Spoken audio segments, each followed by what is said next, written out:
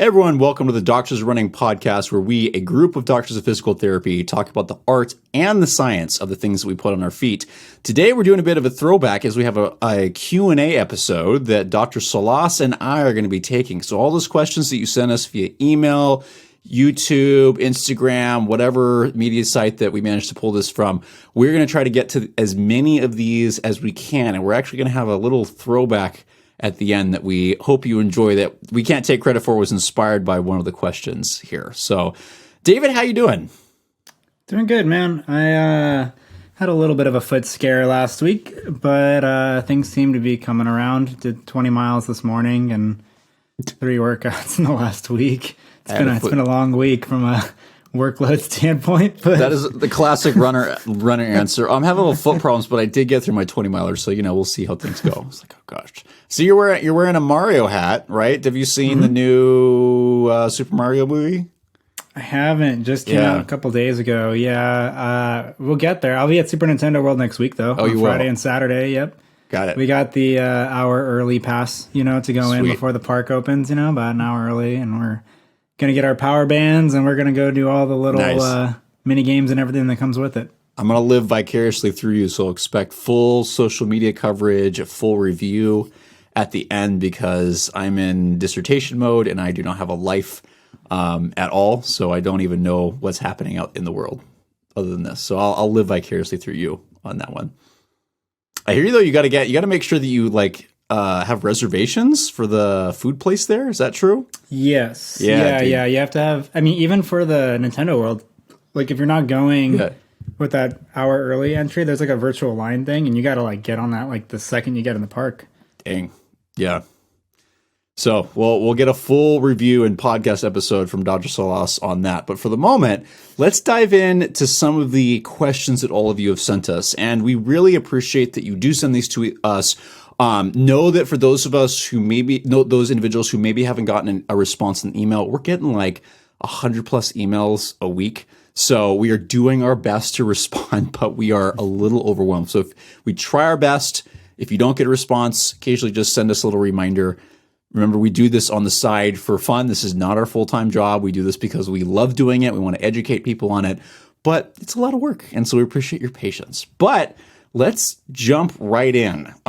With the first question was from Alexander.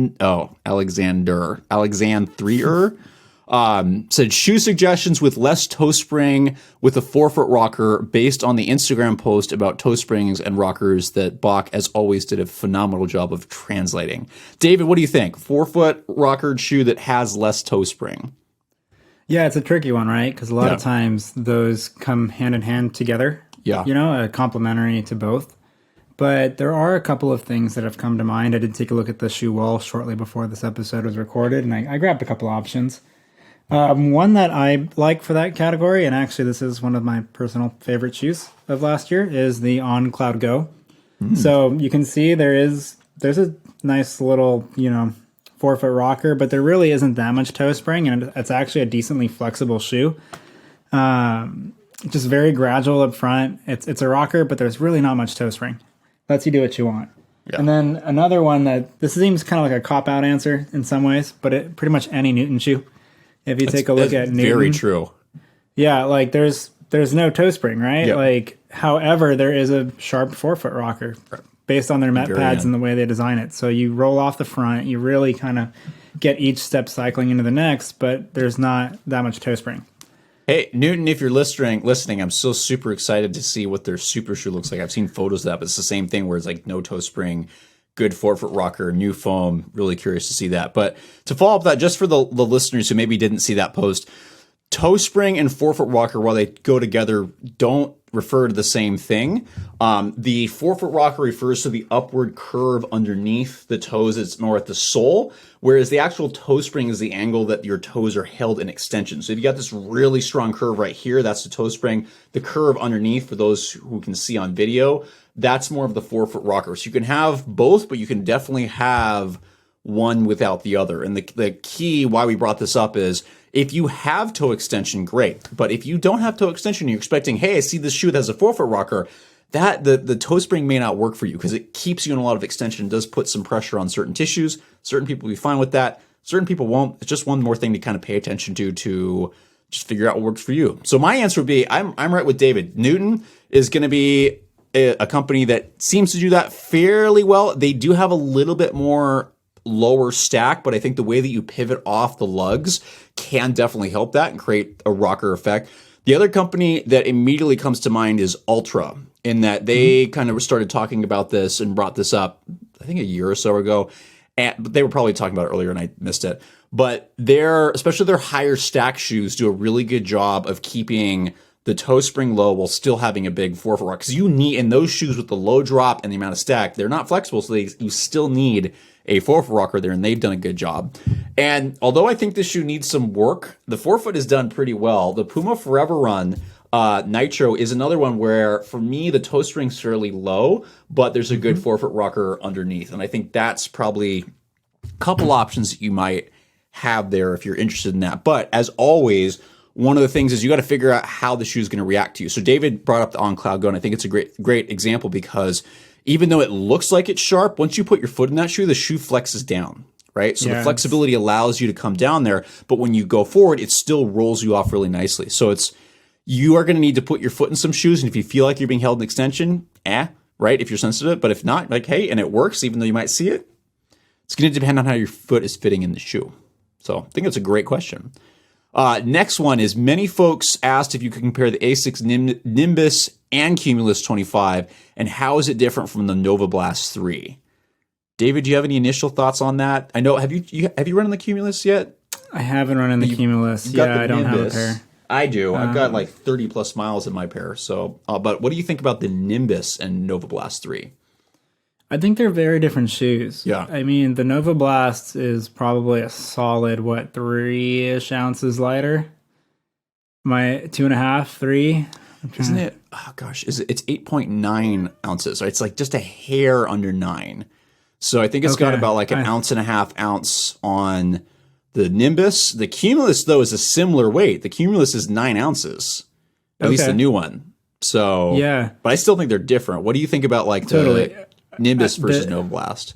Nova Blast certainly has more responsiveness to it. The foam has a little bit more deformation. The forefoot has a lot more pop on it. Yeah.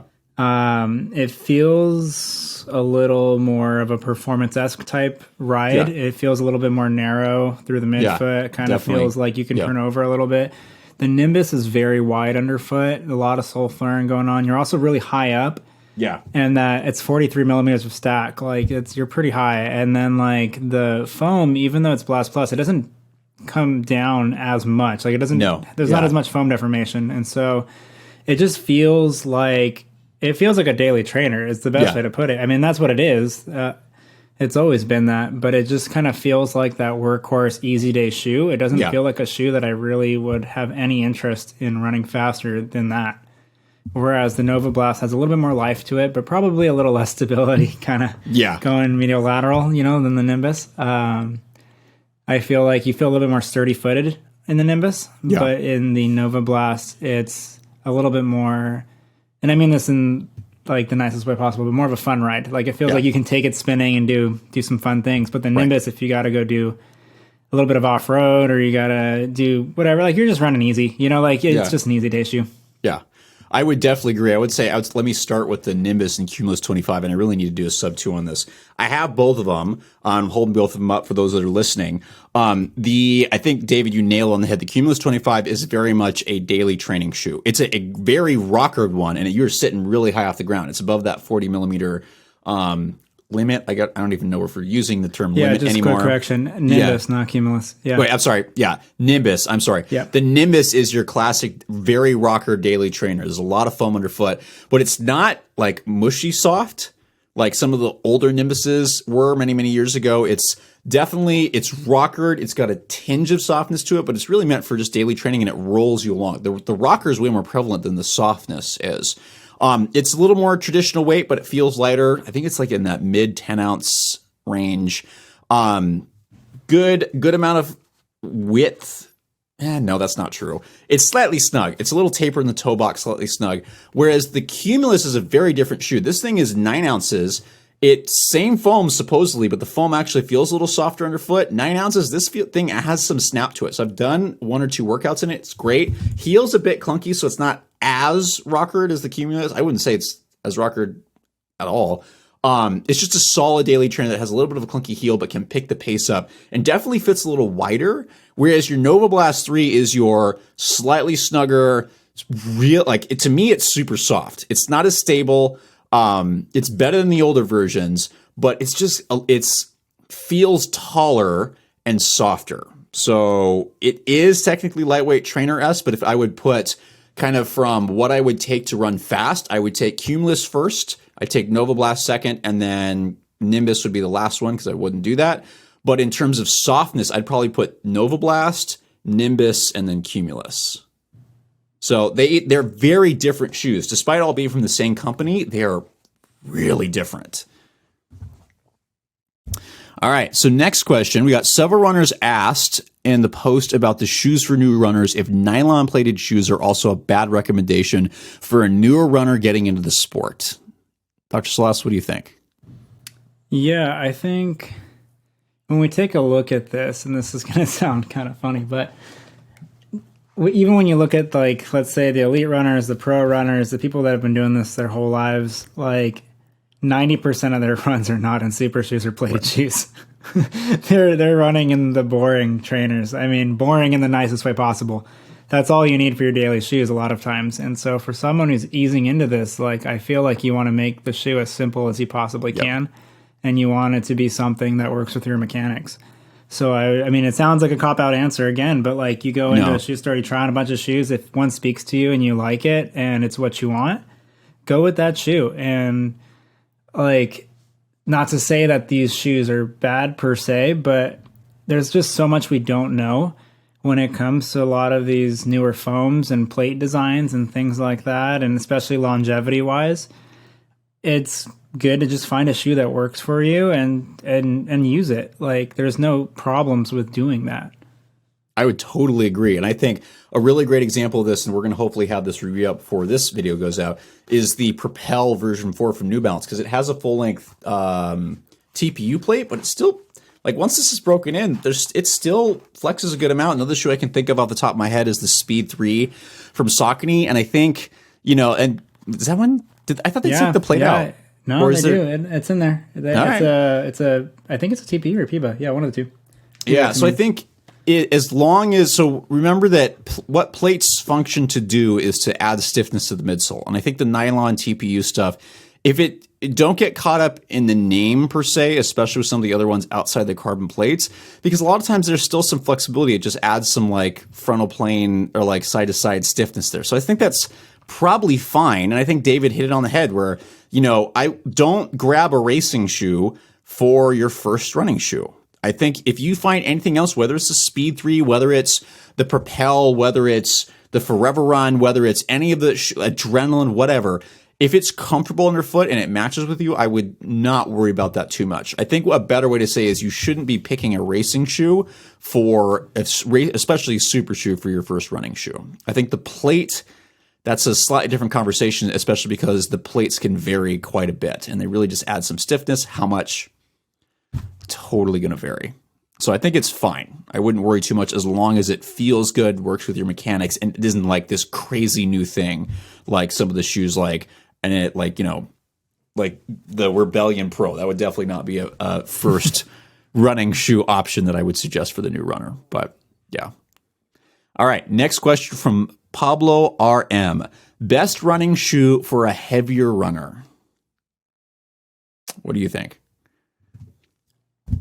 I mean, it's a very similar answer. Yep. What works for you. Evidence suggests the same thing, actually. Yeah. I mean, it's like you would think intuitively, like, oh, I'm heavier, I probably need more cushion, I'll take a higher stack shoe. That's not always the case, and maybe the foam deforms more, maybe there's a little bit less, a little more side-to-side movement, things like that. Maybe you want something a little bit firmer, maybe you want something a little bit wider. Depending on how you strike and your cadence and how you move, I mean, just because you're a bigger runner doesn't mean that you didn't do other things before running, right? Like if you played baseball or if you did anything that has any kind of size, right? Like ex-football player or something like that. I think so much is dependent on movement quality and how you move and your individual biomechanics and how you agree with the shoe that's on your foot. So I honestly could not come on air and say, oh, I would recommend this shoe for someone who's heavier. It's just not, it's not going to happen, you know? And I don't think it exists. No. I think it's going to depend on the person. I think the stereotypes about heavier runners is you need more cushion, you need a wider shoe, and that we really haven't found that to be true because bodies vary, right? So what does heavy mean? You're going to see all types of body shapes. So trying to find something that fits your foot well, gives you enough room, and provides you adequate cushioning. That means not too much or not too little.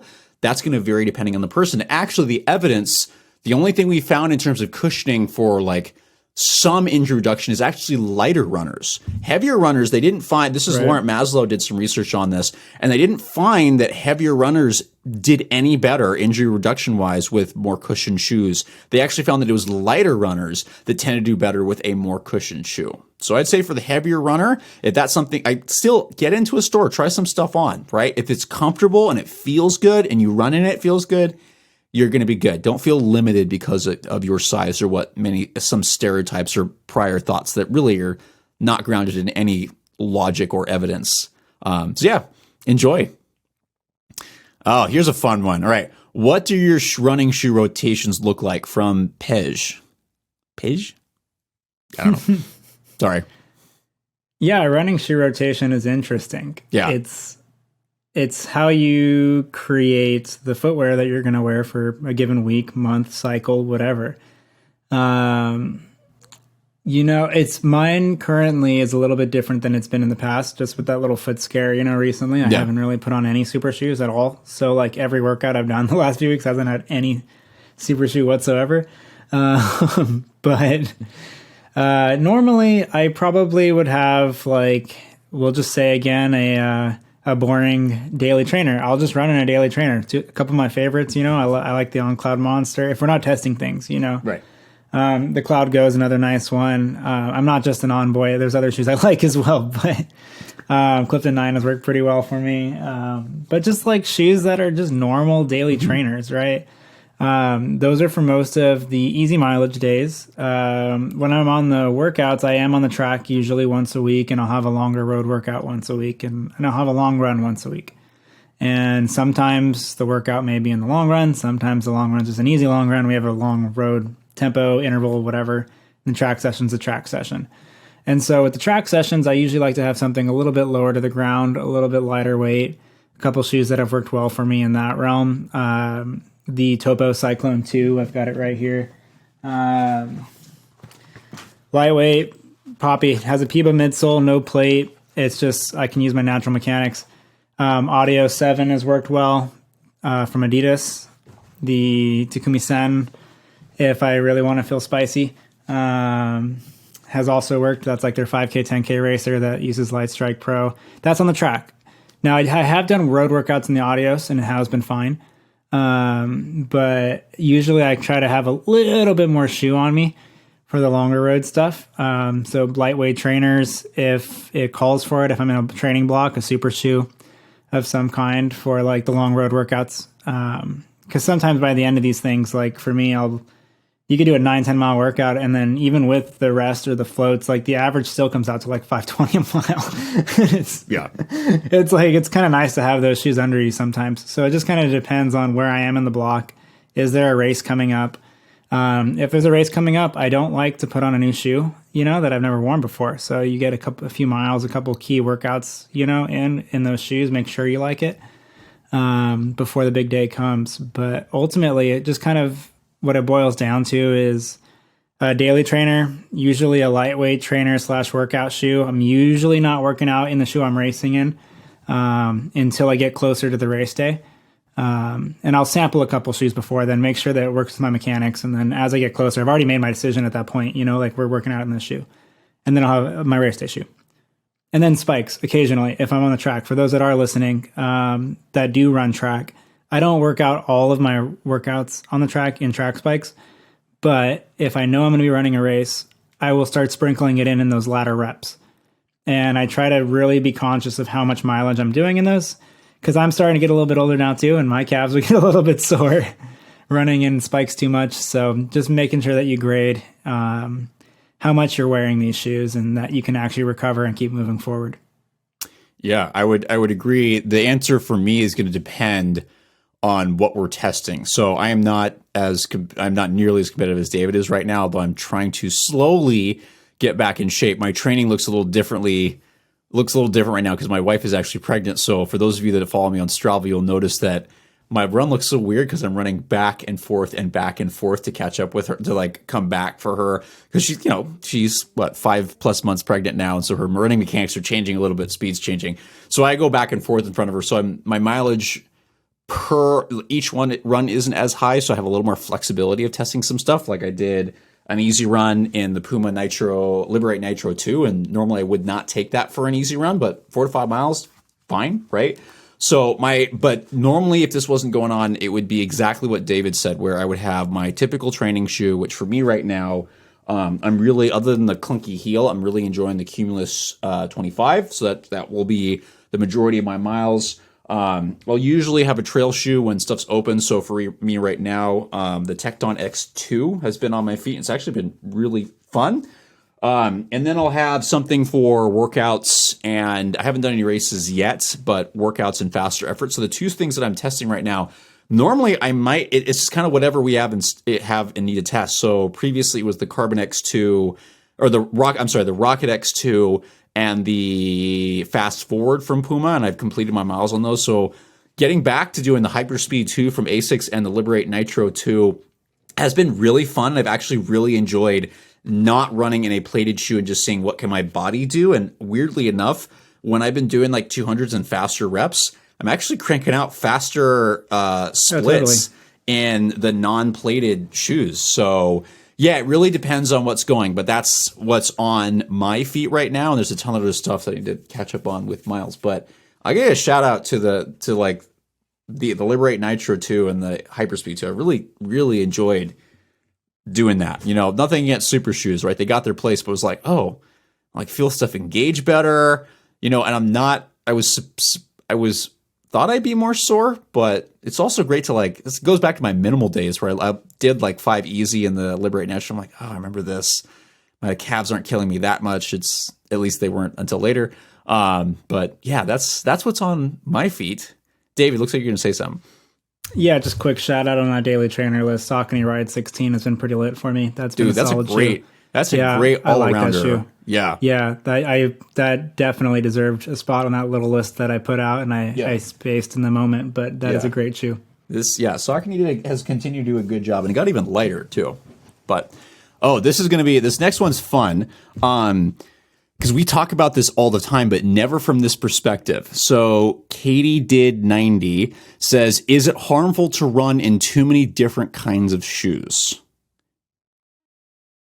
It's interesting because a lot of the times we will reference Laurent Maslow's research and a couple other individuals saying that one of the few things we know that decreases injury risk is running in a variety of shoes. Now, if you take that to its extreme, what do you think? But basically means ask any one of us who's running in I don't know how many pairs of shoes and switching, trying to get miles and get reviews in. But David, what do you think off the top of your head? Yeah, I mean, I said this quote earlier before, but it's there's so much we don't know. Yeah. And it's when you're rotating that much and your biomechanics are changing to what's on your foot that much, I could see it being potentially problematic if you're doing high volume. Right. And thankfully, I haven't really had too many issues. I mean, we had that little foot scare recently, but outside of that, I've been pretty clean on the injury list. But I will say, when I am buckling down and getting ready for a race, I'll tell the guys, hey, I'm not going to be reviewing for the next 3 weeks. And then I'll go to my go-tos. And I'll run in the shoes that agree with me, and I won't take very many chances at that point. I do think there is something to be said for having continuity in a shoe. Yeah. I think there should be a shoe that works for your mechanics that you do come back to frequently enough, where it's kind of like your baseline, if that makes sense. It's the one that works for you. And then it's you have a couple experimental, external variables there. But It's a hard one to answer, you know, and it's like when I look at us, I feel like we've been relatively good on injuries. Nate has had a couple. You had one, but that wasn't the shoe's fault. No, that was my fault. That was me doing 100% your fault. Yeah, that was doing something stupid, right? Which one are you? Is that the Achilles one? The toe thing. Oh no, that one that's not even relevant. That's me like carrying a cat and kicking a barbell. That has not even. No, I know that's what I'm saying. That had nothing to do with the shoe. The only other one I think is I had an Achilles irritation because I ran this, and it was me being stupid. I did a trail race in the original Metaspeed Sky, which is already low drop, and then the next day I went and did super steep hill repeats in the same shoe, and then I'm like, oh yeah, that totally deserve that. But outside of that, we've been pretty good. The only thing that ever happens is the only thing that happens is like either something non-running related, like a barbell that you accidentally kick, or usually a specific shoe. Like you've had issues where it's just like one shoe will irritate something, but like cumulatively, no. So I think unfortunately, the Adios Adios Pro 3. That's what I was thinking of. Wanted to love that shoe. I'm sorry, Adidas. Yep. Every strain in my heart was pulled when that shoe did not work for me. So, Katie, I'm actually gonna take a stab at this and say I don't think it's harmful to run in too many different kinds of shoes from like an injury perspective. I do think though you need to balance it with some continuity, because if your body at some point is probably going to crave a little bit of consistency. So just I would say, as always, extremes are probably going to be problematic. So I try to say, hey, get a variety, but still have your go-tos, I think is going to be fine.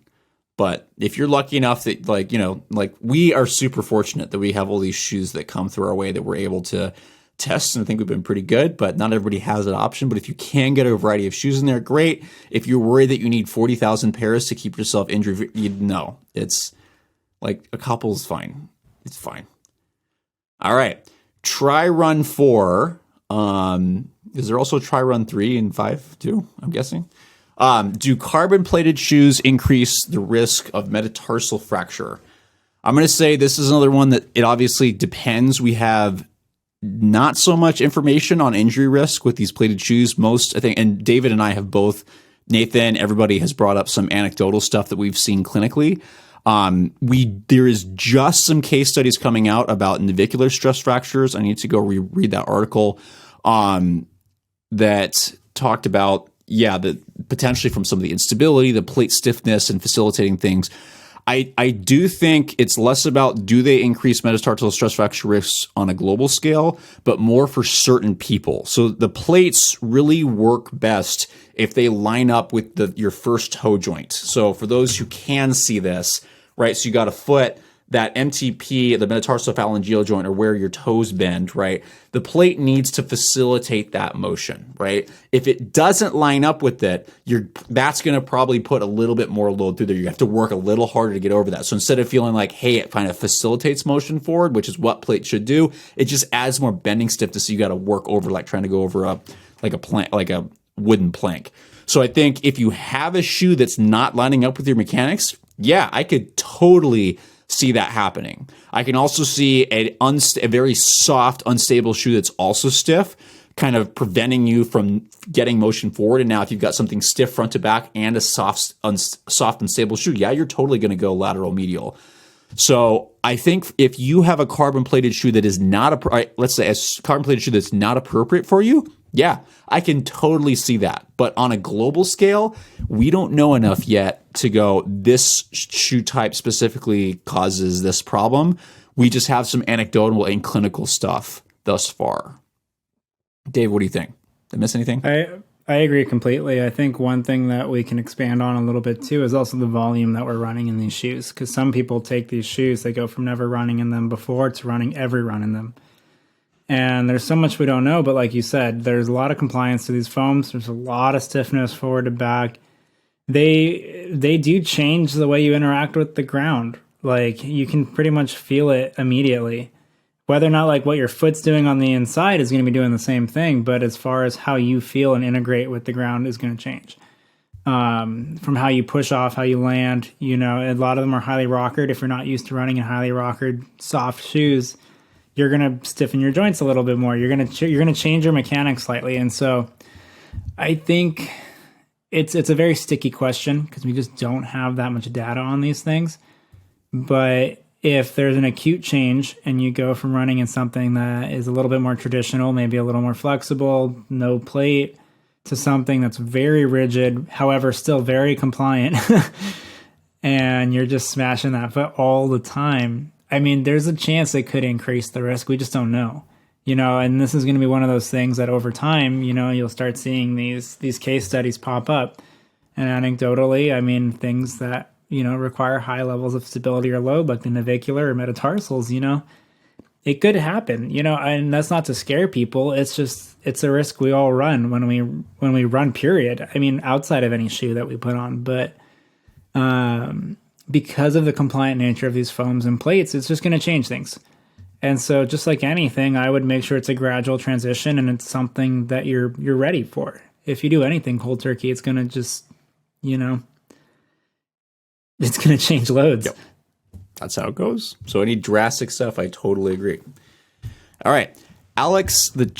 Is it Alex the Chatter or Alex the Chatter? I don't know. Says, are there any brands other than Adidas with this amount of lateral heel bevel? I almost only use Adidas now because of this. A central heel bevel tends to give me post-tip pain, which is not surprising. So this is something David might be sick of hearing this, but I complain about this constantly with companies going, why is the bevel not lateral? Now, Adidas take this to a whole level beyond anything, anything that we've ever seen before. So this is pretty aggressive.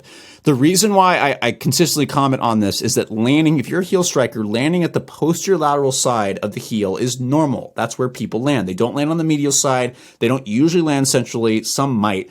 But the majority of people land posterior lateral and then roll inwards. That's normal. So if you have a central, or this shoe that has a medial one, if you have a central bevel, what that does is create lateral sole flare here so that actually when you land, it pitches you forward inwards more. So no wonder, that makes sense. This is what I complain about. If you're having post-tib stuff, you're sensitive to that pitch inwards from the lateral sole flare.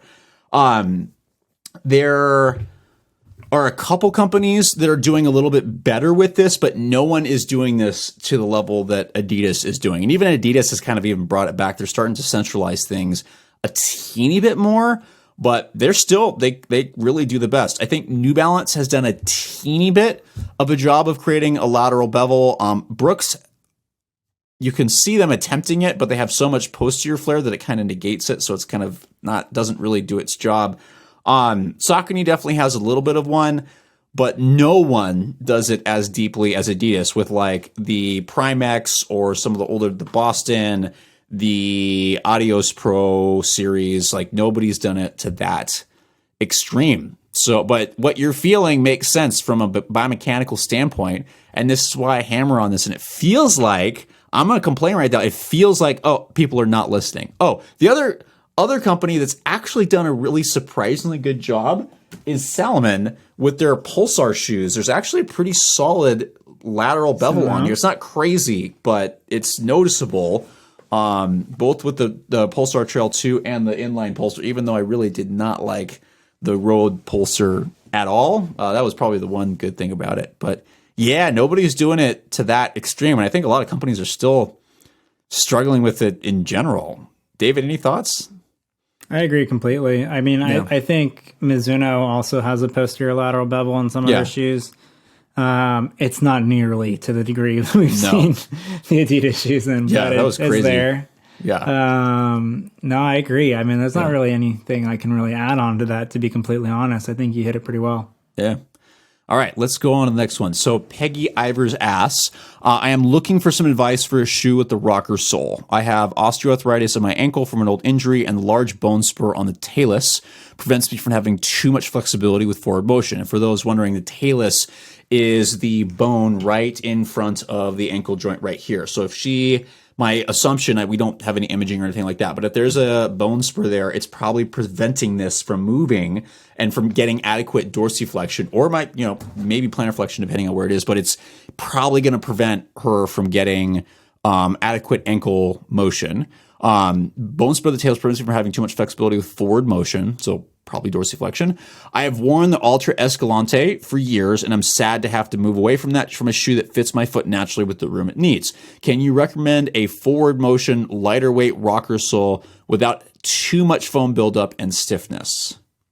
Now, Peggy, I actually got to tell you that I think Ultra still might be a decent option for you, but you might need to look at one of their tall. I know you said not too much foam buildup, not too much stiffness, but I still think that if you're looking for a wider, and there's a couple other options here, but you may not have to leave Ultra. Ultra actually has some good options that are fairly well rockered if you're doing really, really well. So one that comes kind of off the top of my head, I get maybe the Via Olympus is going to be a little too tall, but something like the Torin might still be a good option. There's still a rocker there. It's not the most rockered. What's their other cushion one? Why am I blanking on this? Paradigm, right, might be fine. I think it's a quote-unquote stability shoe, but not really. It just comes from some sidewalls. So the Paradigm might be a really great option. It's got a fairly good rocker up front. You might want to try the Via Olympus, just because because the stack height is so tall. The foam does compress, so it might still roll fairly well. But, David, what do you think about a Topo option?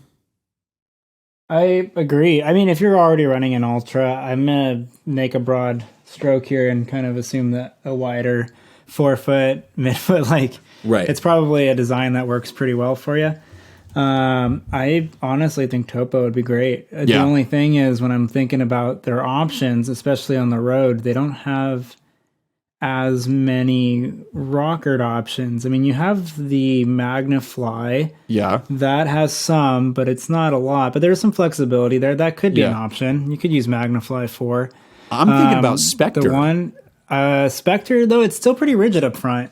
I mean, it's a little bit, there's no plate. But there's no plate. It's more flexible than a plated shoe, I guess. That's fair. But there's still a decent amount of rigidity, but I think it could still work. Yeah, I agree. The one that I was really thinking was actually the Topo Pursuit, but that's a trail shoe. Yeah. That seems to nail it. Yeah, as far as description goes. Right. Phantom might be another option. Actually, if you've been running in the Escalante, why not the Cyclone too? It's a lower stack. It's higher up now. It's 25-ish, I think. I think that thing's going to be too flexible still for her. That's going to move a lot. But the other one that I was thinking actually was the On Cloud Monster. Higher that's up, interesting. It's a rockered shoe. The plate's flexible. It's not like a super rigid forefoot. That's because that kind of personal design actually works pretty well for me, and that's why I brought up the Monster and the Cloud Go earlier. Yeah. The Ride 16 kind of is similar, but it's probably a little bit more rigid and snappy up front. So I probably wouldn't put that in that category. But I think between everything we just said, there's a couple options there. Right. This is a very classic clinical question that we get a lot. So for those who don't know, we don't do running stuff all the time when we work clinically. I would say it's more orthopedic cases or even neuro. We're going, hey, I need something that's rockered, right? We don't have access to maybe an orthotic or orthosis.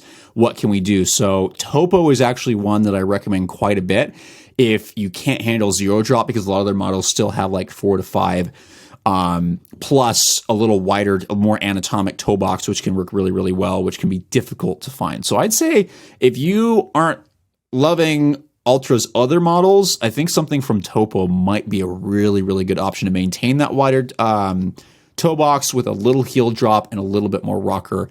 Might do you well. All right. Guitar Jerk 13, that's a great name. Alternatives for longtime GT2000 users who want to try something lighter. I just ordered the GTX version of the 11s. My last pair was version 8. Should I get the Keanu Light 3 for road running, or should I maybe look at a different brand? I've been an ASICS user since I was a teenager.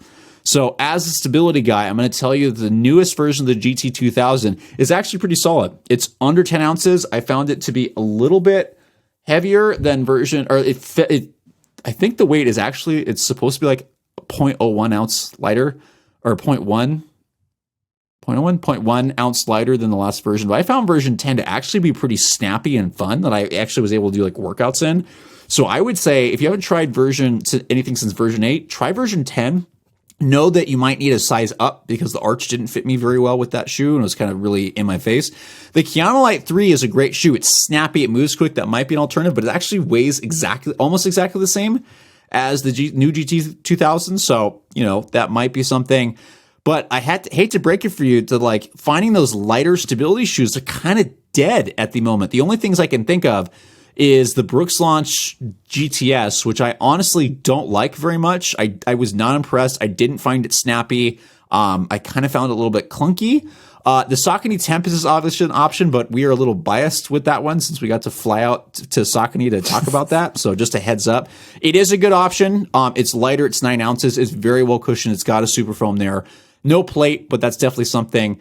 But you know what? Brooks didn't tell us anything about an embargo, so I'm going to bring this up, that in July, a shoe called the Hyperion GTS is going to be coming to market. And that is like the Hyperion from Brooks, but it actually has guide rails. And this thing is like in the mid 7 ounce range from what I'm measuring. So this, come July, might also be a great option. It's lower to the ground, so it's not your super max tech height shoe, but it's been really fun to get some fast miles in. And I'm hoping we start seeing maybe a sprinkle of some lighter stability shoes, but who knows? So Hyperion GTS, Tempest, even sticking, if you don't want to go that light, if you want to, just a little more trainer thing, something like the Tempest might be good if you're trying something alternative. But if you still are really, I've noticed some people recently kind of afraid to go away from stability. If you're not willing to try something that's stable, neutral, there's still some options. And I would say the newer versions of the GT2000 might be worth testing, but the newest one didn't feel the most snappy.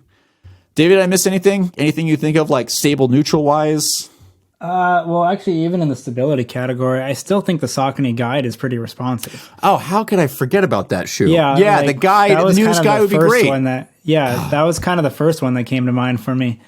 That's kind of a pretty solid lockdown. It has a performance-esque feel to it, but it's still a daily trainer. But you could still turn over in that shoe. Oh, yeah. It's lighter than the GT 2000 series. It definitely has that like ride-esque feel where it can be snapping your foot. Yeah, the guide and it's a little bit 16, firmer underfoot. Yeah. Yeah, the guide 16 would be also another great option for that. That's great. Sweet. All right. So this is definitely a partial David, partial me question, but definitely David. So Chris Scheidman? I would like to hear more about everyone's experiences with the Endorphin Elite and how it compares to the Endorphin Pro 3 and the Adios Pro 3. So, David, I think you're the one that just ran the 225, right, and the Endorphin Elite. So, what do you think about? I'll let you if you want to try to tackle the Adios Pro 3. I think I have more experience than you in that shoe because it didn't work for you. But what do you think about Endorphin Elite thoughts? Because we have shot that video, but I don't know if we touched as much on comparing it to some other things. Yeah, I mean, and then we do have that video comparing the two on the YouTube. So we do. I forgot about that. Feel free to go watch that. But I'll do some brief recaps here. Let me just grab the two shoes here. So here's the Endorphin Elite for the viewers. The Endorphin Pro 3 is right here as well. So if we take a look, now spec-wise, they're like pretty darn similar. Yeah. Outside of composition, like... I think the weight's like basically the same, right? Yeah, they're very, very similar. Yeah. But plate, just looking at design, if you're looking at the Endorphin Elite compared to the Endorphin Pro 3, you have way more toe spring and forefoot rocker in the Endorphin Elite. Case one. So you have a more balanced rocker ride in the Endorphin Pro 3. Just looking at it, you're going to have much more of a rolling sensation in the Endorphin Elite. The other big change, now heel bevel, I actually found these to be kind of similar. It was more so the midsole composition that felt different. In the Endorphin Elite, you have Power Run HG, which is their newest foam. It's what they have, their highest resilience that they have been able to record so far. It does run a little bit firmer than Power Run PB. It's still soft. I mean, all these foams are really compliant. In my category, I would still say it's soft, but it's not going to be as pillowy soft as the Power Run PB in the Endorphin Pro 3. So if you want something a little bit more cushy, a little bit more cloudy, I guess you could say, like that's probably going to be more the Endorphin Pro 3. When you take a look at the platforms, Traction's obviously a little bit different. You have a deeper midline groove in the Endorphin Elite. You have an exposed medial aspect. I'm kicking mud all over the place. There was mud during my marathon, and so there's just dried mud falling off my shoe right now, but that's okay. I'll clean that. You look at the traction on these. So this one has a little bit more of an outsole. This is the Endorphin Pro 3 for the listeners. Has a little bit more of an actual kind of grip to it, whereas the Endorphin Elite follows more of that real slick road running design where the outsole kind of has a little bit of give to it and almost catches the road. That's very similar to the outsole that you see on the Adios Pro 3 and Adios Pro 2. But I would say the big difference is you have a more balanced rocker in the Endorphin Pro 3. You might have a little bit of more bounce depending on how you land and how you use the Endorphin Pro 3. I felt like I might have had a little bit more bounce in the Endorphin Pro 3. However, I had way more rhythm in the Endorphin Elite for myself, and I felt like it's a shoe. I didn't really want to run super fast in it per se. Like if I was running anything 10K down, I don't think I would choose that shoe. But half marathon up, it's really nice. I could just fall in and settle into a pace that's controllable. Where the Endorphin Pro 3, it's actually kind of funny. It's a little unstable for me, just how soft it is coming medially. I don't think I'd want to wear it for a marathon. I just don't think I would. However, I think like you could, the range of possibilities between 5K up to marathon, I think is a little bit more doable in the Endorphin Pro 3. So just based on how more balanced the profile is. But as a true marathon racing shoe, like for me, this works really well for my mechanics. For the listeners that can't see, this is the Endorphin Elite. It's what I chose to run my most recent marathon in. It's probably going to be what I run my next marathon in. I don't know that for sure yet. There's still some time to be decided for that. Half marathon is going to be up for grabs between this and probably something else currently on my mind. But yeah, those are probably the big differences. I mean, the Adios Pro 3 also has a sharp toe spring that you see. Wider base. Light Strike Pro is probably pretty similar to Power Run HG, I think. From a feeling standpoint, it might be a tiny bit softer. But I'd say you have a wider base, plate design. You obviously have the rods. Even though they're now grouped now, right? In the Adios Pro 3 versus being individual. Yeah. But it... Oh, actually, you know what? The Endorphin Elites, they're kind of rod-like as well. Are they? Aren't they? They're separated, yeah.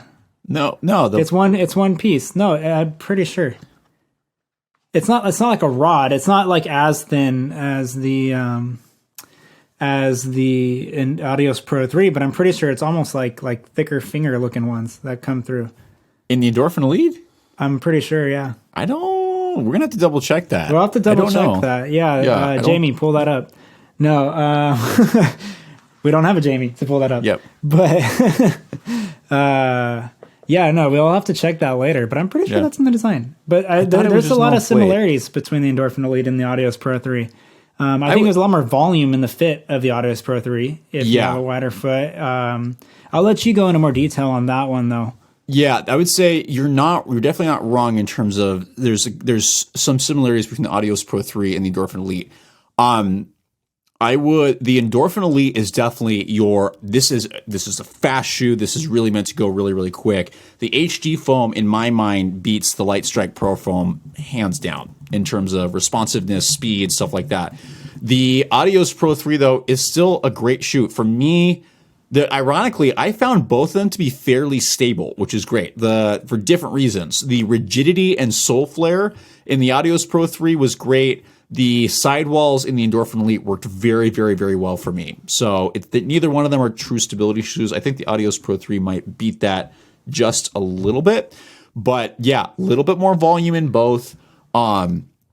Both of them are definitely long distance racers. I really had a hard time turning over quick in the Adios Pro 3. Like I can do super long efforts in it, whereas the Endorphin Elite, I can move quick. So I think the Endorphin Elite for me is a little bit more versatile in terms of the paces, where the Adios Pro 3 is truly a marathon shoe, but I mean, so is the Endorphin Elite as well. But that's how I would compare those. Although plenty of people are still running super fast, like 5K and miles in the Adios Pro 3, but I can't do that. So that's just me. So I went and I looked it up on Saucony's site. It is. It's thicker, but it is, yeah. Oh. Yeah, it's a one-piece plate. It's one piece through the heel, through the midfoot. As you get into the forefoot, it's 4 different pieces. Yeah, that's interesting. They're all part of the same plate, you know, but there's just a split. There's 3 splits that make 4 pieces. As of the Adios Pro 3, there's those individual rods. There used to be a plate in the heel, but I believe they took that out. And now it's just full-length rods throughout the whole thing. But yeah, all of them great shoes. I think you just need to figure out which one works best for you. All right, we got Bruno Casita. Says New Balance Fuel Cell Propel V4 versus Asics Glideride 3. Considering both are rocker with a TPU plate, which one is more stable? Any other fun alternative? So I've got, and I'm about ready to get a review on the Propel 4. It is, but it's not in the same category as rocker as for the Asics Glideride. That shoe is incredibly rockered and rolls insanely quickly forward, whereas I feel like this one kind of just feels like your run-of-the-mill. The Fuel Cell Propel honestly just feels like your run-of-the-mill Fuel Cell Daily Trainer, to be totally honest with you. I found the Fuel Cell Propel to be a little bit more stable as the plate comes up on the side. I didn't find the Glideride to be that stable. It rolls you forward really quick, but the softer ride kind of had me all over the place. So in stability-wise, would choose the Propel 4 over that. And any other fun alternative? David, what do you think on fun alternatives to those? I haven't run on the Propel, so I don't actually know. Yeah. I don't know where the first thing that came to me was Glideride. Something that has a little bit of a sharper toe spring up front that you can really kind of roll forward with. I guess the next question is define fun. Does that mean light and quick, or does that mean... What weirdly comes off the top of my head, especially although the Glideride 3 is Hyperion Max, actually, I think might be an alternative. To me, it feels like it's rockered and I'm rolling forward pretty quick. It's probably a pretty similar ride to the Glideride for myself. Definitely not the Propel. The Propel, I don't know if people have tried it, but I haven't found it a fast shoe. And I know they said it's a daily trainer, but it's 10.7 ounces. And you do notice that. I mean, there's a little bounce that takes the edge off of that.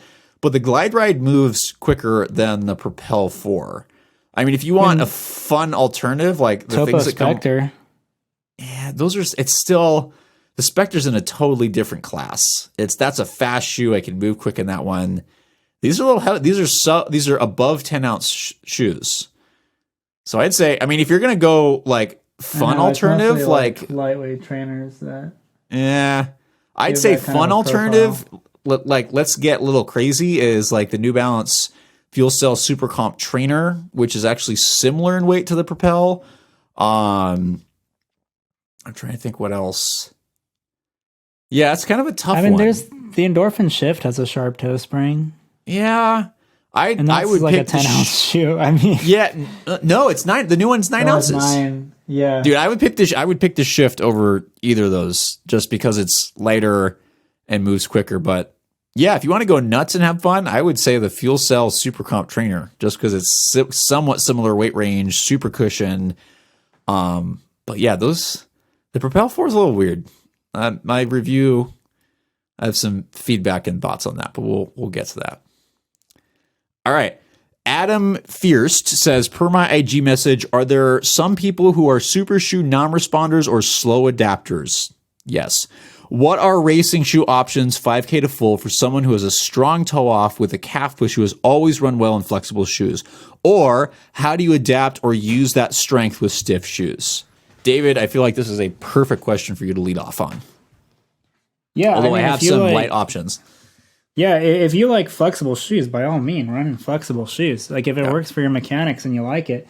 I think one that just came out that's a banger flexible shoe. I said it earlier in the episode, but it's a Topo Cyclone too. Oh yeah, that's a great option. That's a PVAX-based midsole. Yeah. It's very flexible. There's no plate. And there's still a lot of life to this shoe. And the weight is like right in that high 6, low 7. Oh no, I think my pair is like low 7s. It's pretty, I think it's light. listed. Yeah. It's listed around 7 though, I think. But still, that's like comparable with a lot of the other racing shoes. It's marketed as a lightweight trainer, but I honestly think you could rip a 5K in this. Like I would have no issue running a 5K in this. that's a good option. Another one, this is an older shoe. If you could still get your hands on it.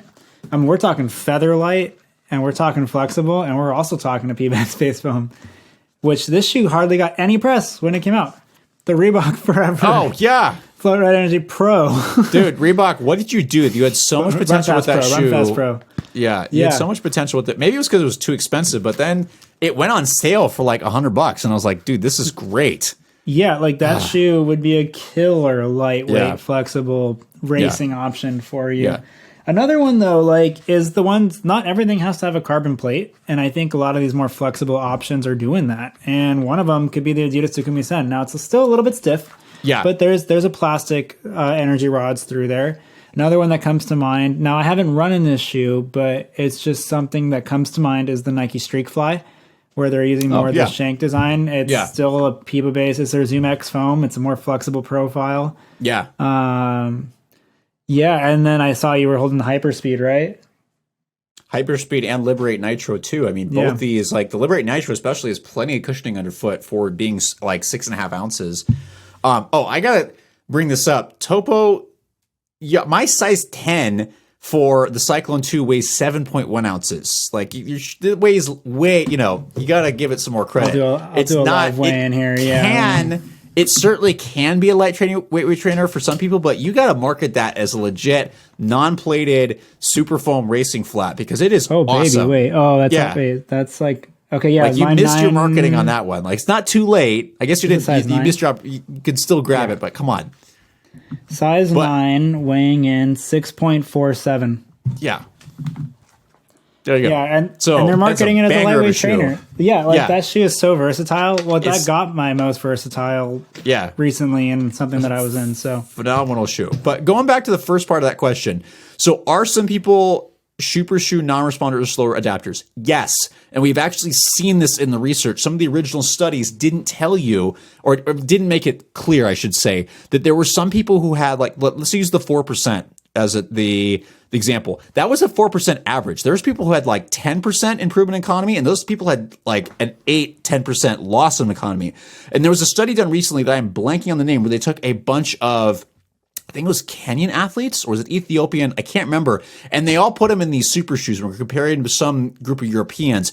And they found that the response to these shoes was all over the place. Somebody had like I think it was like a 15 or 10%, or even more decrease, or like worsening running economy in these shoes, and other people's it went crazy. So yes, there are some people who are going to do super well in these, and there's other people who are going to go, these suck, these don't work for me.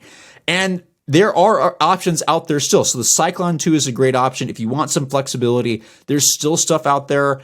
I think the Liberate Nitro 2 and the Hyperspeed 2 were the shoes that immediately came to mind when I've run in these. I was like, dude, these would be top of the line marathon racers if we weren't in this super shoe era. But there's still a couple of companies that are putting these out there. And if the other shoes aren't working for you, find these. They work just as well. You just have to figure out what works for your body. And that's some of the challenge of some of the marketing is these shoes like, oh, it's, magic. These plates are magic and all this. Not really. It's the combination of how it's working with your body that really makes it magic. Now, how do you adapt or use that? You got to see if your body can work with it. And the answer might be it doesn't, right? You might not do well with the super compliant foams. You might not do well with the super level of stiffness. And that's you can try. You can ease your body way into it and see if it'll adapt. But if it feels comfortable running in flexible shoes, there's still options out there. You have to work a little harder to find them, but they're there, and we hope that helped. All right, let's keep going. So Faye Cooper. Race shoe recommendations for forefoot strikers who have sensitive forefeet, which is essentially all of us forefoot runners who run on our tippy toes. I'm an experienced runner of 30 plus years and truly struggle with many of the racers as they fry my forefoot on anything longer than a half marathon. David, what do you think? Since you just did a marathon, what do you think? It's such a tough one because, yes, you're landing on your forefoot, but I don't know like how you're landing on it. Are you like how you're pronated? Are you super supinated? Are you locked out? What I will say is if you feel like you need a little bit more cushion underfoot, there are lower drop options out there. Mm-hmm. There is the Ultra Racing shoe. I haven't raced in that. I haven't worn it. I can't speak on the performance of it. A shoe that does come to mind, ironically, would be the Nike Alphafly version 1. I know some people that have responded well to that shoe that do run like that. I would look at something that has a little bit of toe spring, but not a lot, because if you're already up front and that thing is spooned out too much, you're going to have a hard time pushing off of it because you're already at the point where it rolls forward. And so it's not going to work too well. So you're going to want something that has a little bit more of a moderate rocker to it to the front. So something that comes to mind on top of that could be something like the Endorphin Pro 3 or the New Balance SC Elite 3, a little bit less dramatic up front. That, or you take something that's a little bit more flexible, and you just accept that. And that could be something like the Takumi or like everything we just listed before. I hope that helps. Yeah, I would definitely agree with everything David said in terms of you got to figure out why is your forefoot sensitive, right? Are you having trouble with the plate, which is probably the thing that's going to create the most stiffness up there? Are you an Alphafly person that the pods are bothering you, or is it something you haven't tried yet and that might be great? Are you a person that runs a Newton and the lugs being too like aggressive or putting too much pressure there, which Newton does have a super shoe coming out that has a lot more stack under it, so that may or may not work. I think yeah, I would definitely agree trying to figure out why are you struggling with that, and you might need a little more flexibility. So David mentioned the the Vanish Carbon from Ultra. They also have one called the Vanish Tempo, which is essentially almost the same thing without a plate. So that might do a little bit better for you, and still light. It's still a great shoe for marathon distance, but you just got to figure out why that's bothering you, and then use that to go, hey, can I handle a plate? Great. Here are the options. Can I not handle a plate? That's where you're going to need to go, okay, I still need a super light shoe, maybe something like the Topos, even the Topo Spectre, the Ultra Vanish Tempo, some of the stuff that David listed off, like trying to figure out why this is getting irritated, I think is going to be the combination of figuring out what works for you. All right, let's choose. We're getting over an hour here, so let's choose one. Let's do two more. We have a classic one that we'll give this person full credit for bringing this back. But the first one I kind of want to dig into. It's a little all over the place, but I'm going to try to summarize it. I'll read the whole thing. So it's CM says, any shoe that does not work of the foot surely weakens it unless the wearer has a permanent disability. Should carbon-plated running shoes be used for racing only? And is there an alternative response to the standard response? Vary your footwear to rest the muscles as opposed to rest until your body can run properly again. Using your feet and leg ends, it seems to me that fear sells all sorts of things. So, CM, let us know if you're listening, if I'm summarizing this correctly, is that it sounds like you're saying, these more, whether it's a supportive shoe, super foam shoe, that if your foot can't work, it's going to get weaker, right? The second part is, therefore, should these super shoes that are kind of taking a lot of force away from the ankle, which isn't always true, should you only use those for racing? And do you really need to vary your footwear all the time to be able to run, to get ready to run properly again?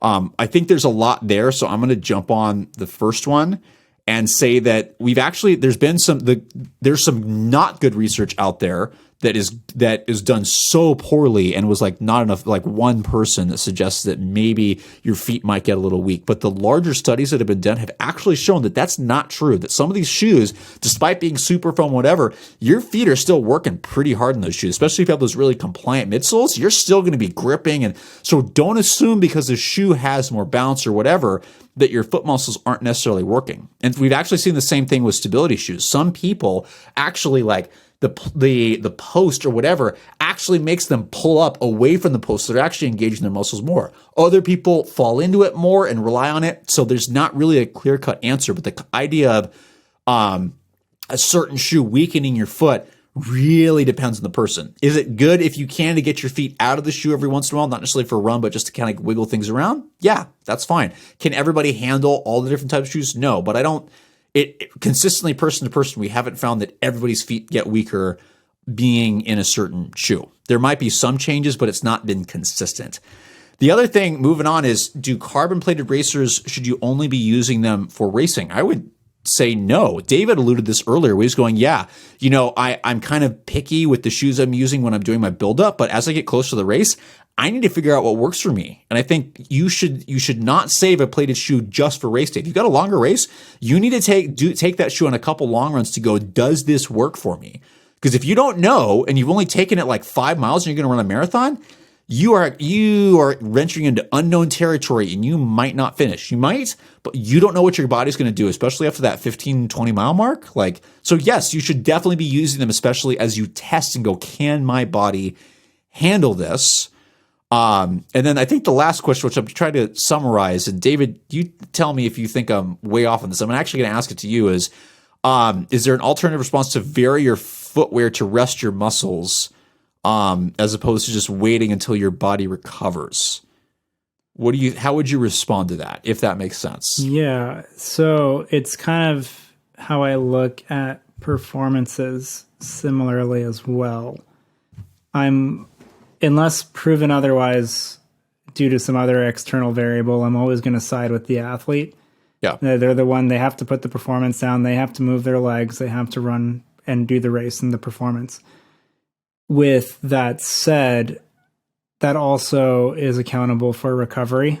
And I don't fully believe in footwear. Can it help some aspects of recovery? Sure. But is that going to be the piece that drives recovery? Absolutely not. You got to sleep. You got to eat. You got to take care of yourself. Every once in a while, have I worn a shoe that maybe has a little bit more resilience every once in a while on an easy day because I feel really beat up? Yes, I have. Do I do that all the time? No, I definitely don't. And especially we were just talking about all the foot muscles and how hard they actually work in some of these shoes. Like sometimes it might feel good in the short term, but then it's like, oh wow, like my lower legs are gassed. But I think that shoes are tools. Use them for that. If you feel like you really need that on that day, then go for it. But it's I wouldn't make a normal habit of doing it just because of this idea that it's going to make you recover more. Like I said earlier, there's a lot we don't know, and there's not really a lot of longitudinal studies on this stuff where you're looking at this person wore it for 6 months. How did that happen on all of their easy days? And now we're taking a look at different kinds of biometric data or whatever, inflammatory markers, whatever, to quantify that. There's just that data really isn't out there to my knowledge. I haven't seen any of it.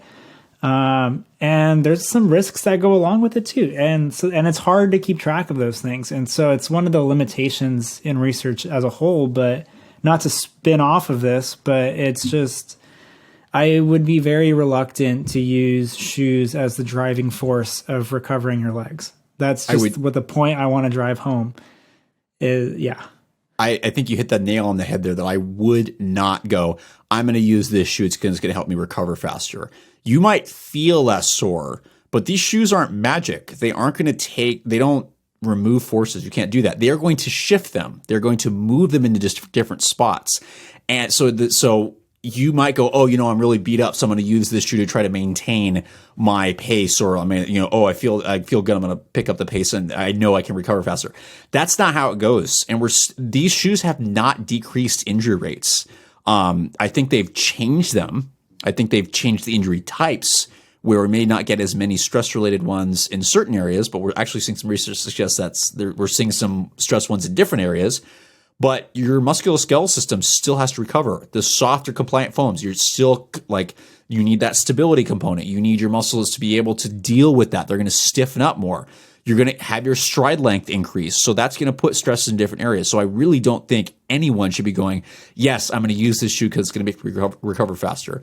The impact a shoe's going to have on your recovery compared to what David mentioned, being sleep, smart training, good nutrition, the latter ones are a billion times better than any specific shoe. So I would say don't do that.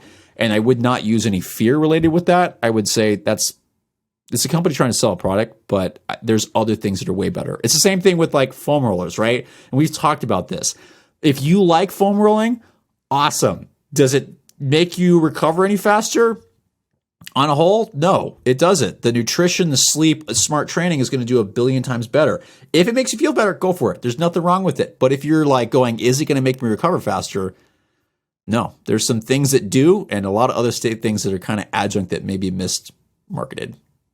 But all right, so our last question, and you know what? I'm going to let David totally take this one just because we're going to do this OG. Because for the listeners who have listened to us for a while, you will know that I always like freaked out on those questions, especially if it was sport related. And I'd be like, I don't know, please ask me last. So our last question, David, is KS Runs ask, if each DOR member was a shoe, what shoe would they be? That's a loaded question for me to just take the whole thing, man. I'll help you, but I was really bad at this. Okay. We always had the if this shoe was a what at the end of our podcast for a long time, and we got to bring that back because I think listeners enjoy me being super awkward at the end and you having great answers every time. I think I'll start off with one because we very, very briefly talked about it before the show started. I'm going to kick it off with Andrea. I think Andrea would be the Nike Structure. Reason why? She's very structured. That's fair. Okay, got it. She's got all the components are there. They're visible. I's are dotted, T's are crossed. And it's a old reliable type of shoe. And not to say that you're old, Andrea, you're not. But I think it's a very structured element, and I think it coincides with her personality and how she goes about things. I'm going to give her some credit because the newer structures have been totally redone. They're taking a totally new view on stability. And I think people are going to really like them, just like the fact that people seem to really like it when Andrea comes on and does the podcast. So, yeah, okay. All right. Who's next? Yeah. Who is next? I would have said the Hyperion Max because she likes that shoe so much, but that doesn't, that's different. I think this is why you're doing a better job. I'm going to go with Bach next. Okay.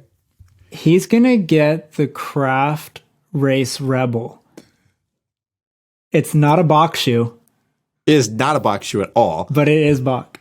And the reason why it is Bach is it's a very mysterious looking shoe, right? It's a black on black print, very, very minimal details on that thing at all. The only thing that says on there is "Let's Rage," with the quote for Tommy Ribs. And it's just this mysterious looking shoe, and it's like on my shoe wall. It's in that dark corner over there. It's like a shoe that I like the shoe. I'm not gonna it's one of the shoes I'll pull out every once in a while, but it's just like that mysterious shoe in the shadows that is doing things, but no one really talks about it much. And he's the wizard behind a lot of this, And he's a little bit of a rebel. He'll do what he wants, Yeah, that very true. Yes. So for those of you who don't know, that Bach is an amazing human being and has driven probably a majority of the growth that we've had since he came on. And just he is an incredible human being. So the mysterious shoe that's a little bit of a rebel, that's Bach. It's hard. I gotta summarize everybody into a shoe. This is hard. This is very hard. You'll know when we post this episode. If anybody drops off the websites, they got offended and left. So we'll find out what happens. Yeah, and I think for the next one's going to go to Dr. Klein over here. All right. I want to hear this. This should be good. Yeah, so I'm going to give you're going to be the Adidas Prime X. And the reason why... Because I'm tall and unstable. No, I'm just kidding. Tall, that's a question mark. No, I think most of you guys are taller than me, actually. 'Cause I'm only 5'8". Yeah, 5'9". No, reason why, there is a lot going on in that shoe. That's you have true. 2 different layers of plates. You have that crazy posterior lateral bevel. You've got a very narrow midsole through the midfoot, but still a surprisingly wide forefoot. It's just a shoe that's got a lot going on, but somehow it still can perform quite well. I like that. That's fair. And most people would break if they use it, if they tried to hang with it. Yeah. And I'm like, I don't know how I keep going. That's fair. I'll take that. Yeah, it's like my toe's broken. I'm running. It's fine. That's the Prime X. You're like, how? Yeah. Yeah. So I did take a week-ish off but then I kept running on it. So and it's fine now. Yeah. That's fair. Adidas That's Prime good. X. I like it. Yeah. You know, when I think of Nate, oh man, let's see here. Nate's got a lot going on too, though. I mean, we all do. I'm trying to think. With him, I think he brings kind of this like calming, not super, not a lot of friction. Like, except when he gets triggered, which is hilarious. Unless he gets triggered, yeah. Kind of a very like balanced feel to him, where it's like the shoe that I would give him would be something that I can do a little bit of everything in, but it's not something that feels, bad at anything, but it's just something it's comfortable, it's cozy, right? Yeah. And I think that shoe is for him, the Puma Deviate Nitro Elite version 1. A little bit flexible. He would like that some too. Cushion. Yeah. It's a shoe he liked. Yeah. And it's just a comfortable shoe. Like I feel like I could walk in that shoe. I could run slow in that shoe. I could run fast in that shoe. I was going to race a marathon in that shoe. And so I'd give him the Puma Deviate Nitro Elite. Are we going like all the way down, or are we just kind of? I don't know. Let's do the I'll be nice to you. Let's do BJ and then you. Or yeah. Okay. For BJ, for homie Casper, he's also a mysterious one for the viewers and listeners because you hardly ever seen him. You've only seen him once. He was on one episode. Yeah. He showed his face once. Have we gotten Bach on an episode? No, we haven't gotten Bach on an episode. He has showed himself a little bit more on Instagram, though. He does. He is Instagram famous, but not podcast, YouTube famous yet. No, he did. He did an episode. He did do a YouTube thing, which was phenomenal, and I loved every minute of it. But